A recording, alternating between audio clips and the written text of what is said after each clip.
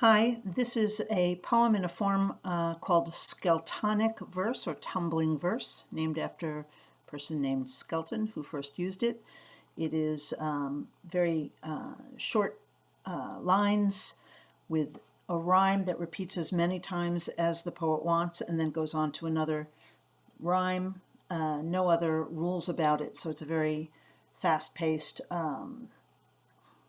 often humorous mode. I am using it as one of my crime poems, and I'm going to read it to you now. This poem is called Dates 1, 2, and 3. Dates 1, 2, and 3. Was having a fine time.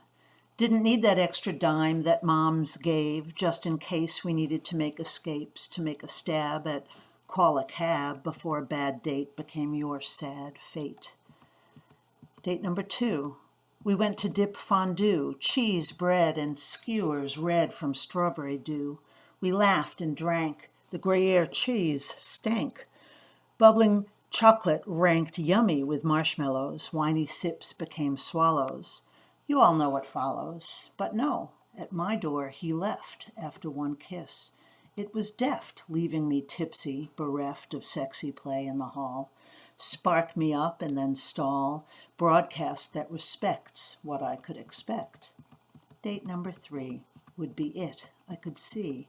I called, invited him in, planning postprandial sin. Lined my eyes, burnished my skin, dressed like a million.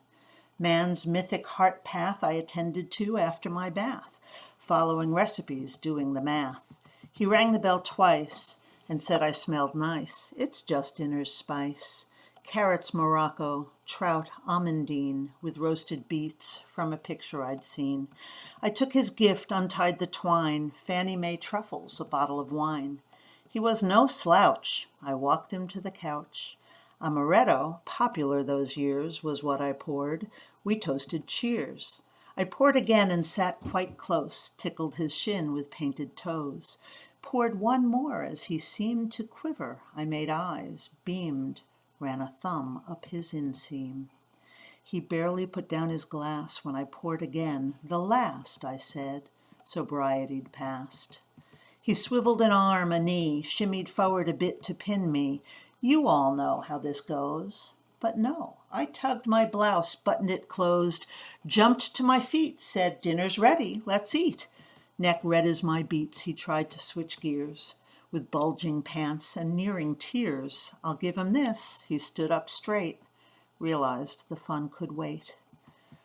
Merlot has a tannic finish, so every glass I'd replenish went with the slightly bitter fish. His face, I saw, was flushed raw, but I didn't want dinner rushed. Poured another glass, served him more, walked him to the bathroom door. I sat outside, began to talk. I heard a groan, but he didn't balk. Theater, I said, can get it so right, like now with your extremities turning white. Huh, he grunted, and he might have asked me what I meant. I went on with my theater rant. First, I tried to pretend to care, said, are you okay in there? Something hit the floor, his face. I remember a play when I was young of two old women having fun. They'd welcome chaps to eat their fare, who'd die and then were buried there. Playwright's name I cannot place, but the play? Arsenic and Old Lace. What's that? He was mumbling, wanted to stand, but kept stumbling. I think I heard him ask why, or was it how I knew he had to die? You think you could be that guy, I asked, and I would turn a blind eye?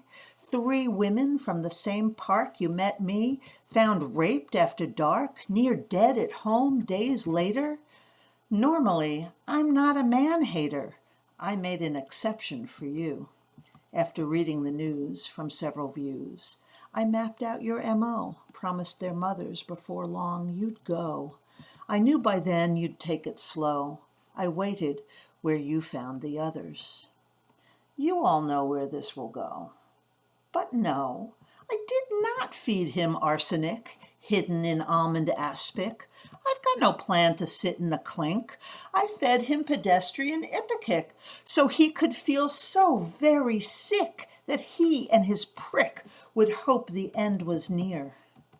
I hear he's still in jail, the whore to Olive Fishkill. He got 4 consecutive terms. Can't wait till he feeds the worms. That's it. Thank you.